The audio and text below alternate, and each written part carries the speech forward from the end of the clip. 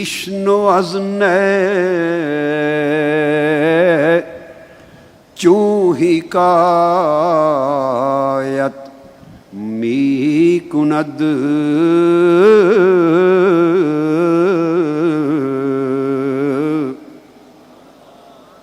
وز جدائی ہا شکایت می کند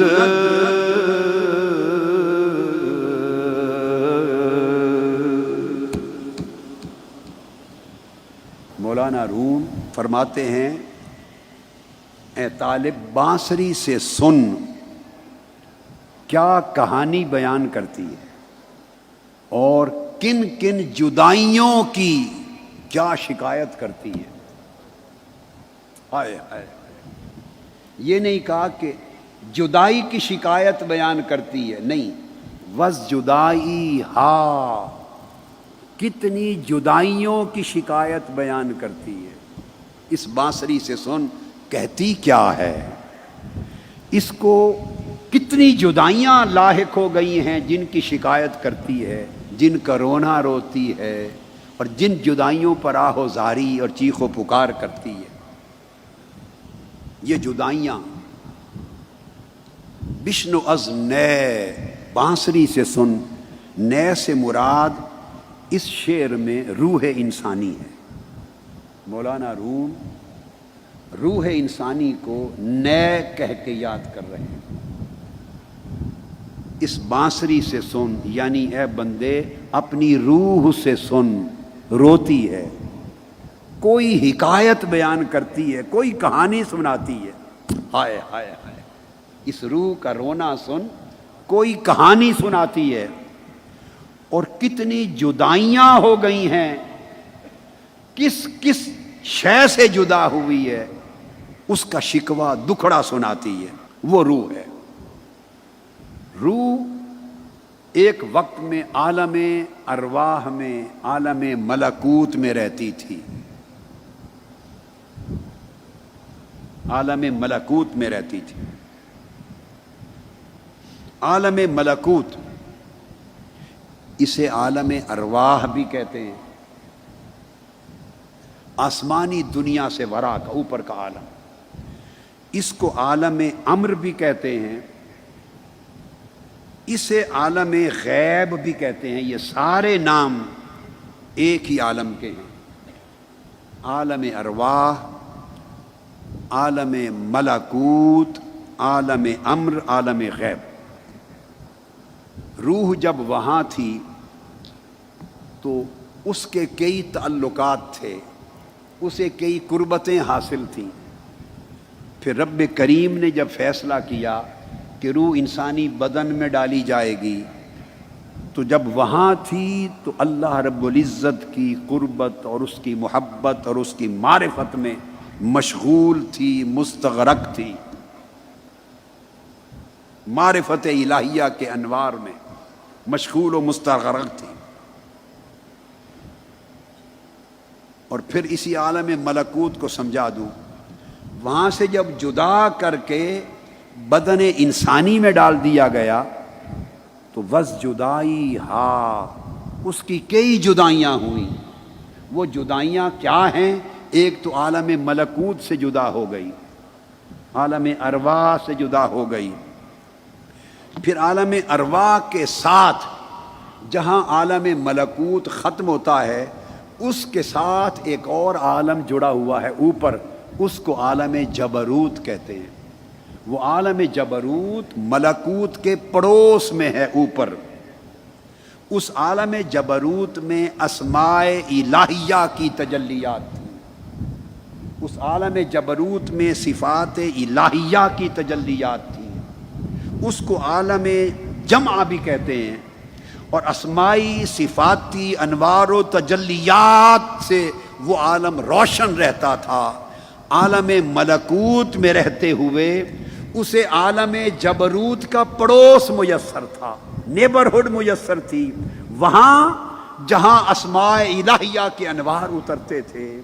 وہ عالم جبروت جہاں صفات الہیہ کی تجلیات اترتی تھیں، جہاں فرقتیں نہیں تھیں، تو عالم ملکوت میں خود رہنا، فرشتوں کا ساتھ اور سنگت، نیک روحوں کی سنگت، پاکیزہ لطیف جواہر، پھر ان کی عبادتیں، ان کے ذکر، ان کے اذکار، ان کے سجدے، اور پھر وہ قبلہ، وہ کعبہ وہاں کا، پھر اس کے طواف، پھر اس کے ذکر و اذکار، پھر عالم جبروت کے جلوے، اور وہاں سے چھن چھن کر آنے والے انوار و تجلیات جو ملکوتی مخلوق کو ملتے تھے اور آتے تھے عالم جبروت سے۔ پھر عالم جبروت جہاں ختم ہوتا تھا، جبروت کے ساتھ جڑا ہوا اوپر ایک اور عالم تھا، اس کا نام تھا عالم لاہوت، اور عالم لاہوت میں ذات الہیہ کے انوار و تجلیات اترتے تھے۔ تو ملکوت کی دنیا میں رہتے ہوئے روح کو، اس بانسری کو، روحانی بانسری کو، ملکوت کا نورانی ماحول تو میسر تھا ہی، مگر جبروت کا پڑوس اور اس کی صحبت و قربت بھی تھی، اوپر ذات الہیہ کے انوار و تجلیات کا عالم، عالم لاہوت بھی تھا۔ ملائکہ کی آوازیں بھی سنائی دیتی تھیں، ملائکہ کے سجدوں کی تسبیحات بھی سنائی دیتی تھیں، عالم ملکوت میں گونجتے ہوئے ذکر الہی کے نغمات بھی سنائی دیتے تھے۔ عالم نور تھا، وہاں نہ کوئی حرص تھا، نہ ہوس تھی، نہ کسی کا کوئی لالچ تھا، نہ شہوت تھی، وہاں کسی کے اندر نہ کوئی حقد تھا، نہ حسد تھا، نہ شہوات تھی، نہ خواہشات تھی، نہ تکبر تھا، نہ عناد تھا، نہ بغض تھا، نہ عداوت تھی، وہاں کثافت نہیں تھی، لطافت ہی لطافت تھی، وہاں جسمانیت نہیں تھی، نورانیت ہی نورانیت تھی، غلاظت نہیں تھی، طہارت ہی طہارت تھی۔ پھر اس کے نور کے جلوے تھے اور ذکر کے ماحول تھے، روح اس ماحول میں پیدا ہوئی، وہاں پلی، وہاں رہی، اسی سے آگاہ تھی، اس کے اندر نفسانی شہوت اور غضبی صفات ضمائم کی کوئی شے نہ تھی۔ اچانک، اور یہ وہ وقت تھا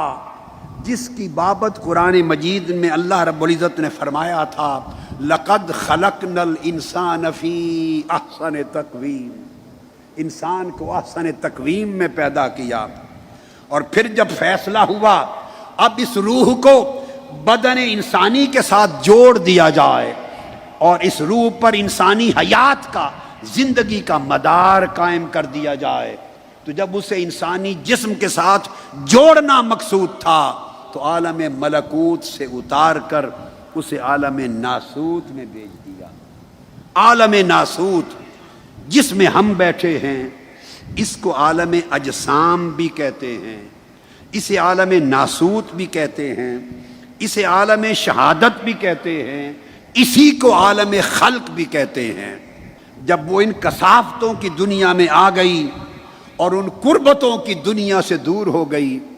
اب اس روح کو وہ ساری جدائیاں یاد آتی ہیں۔ عشق الہی کے سمندروں میں غوطہ زن تھی،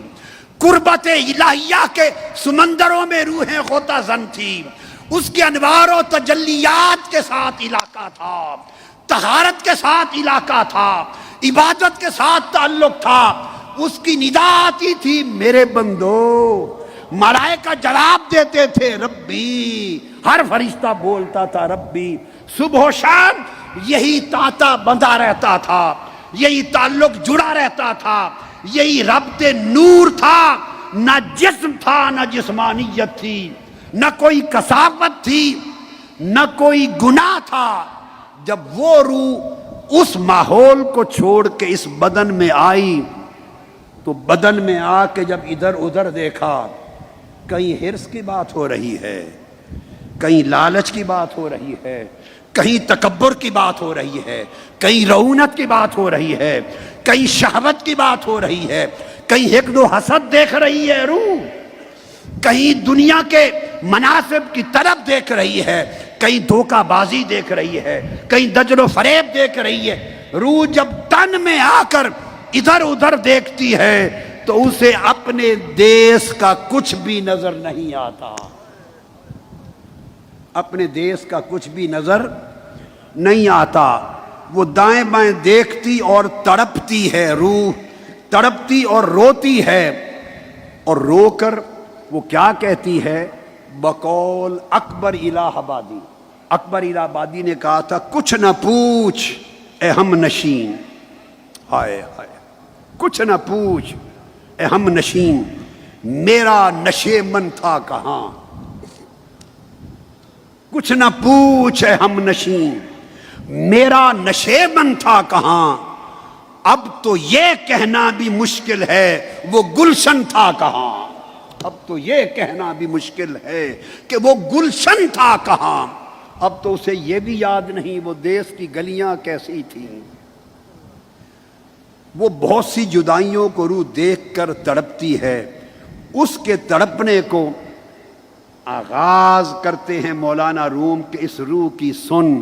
کیا شکایت کرتی ہے، کن جدائیوں کا تذکرہ کرتی ہے۔ بشنو ازن ہے چوں حکایت می کند وز جدائی ہا شکایت می کند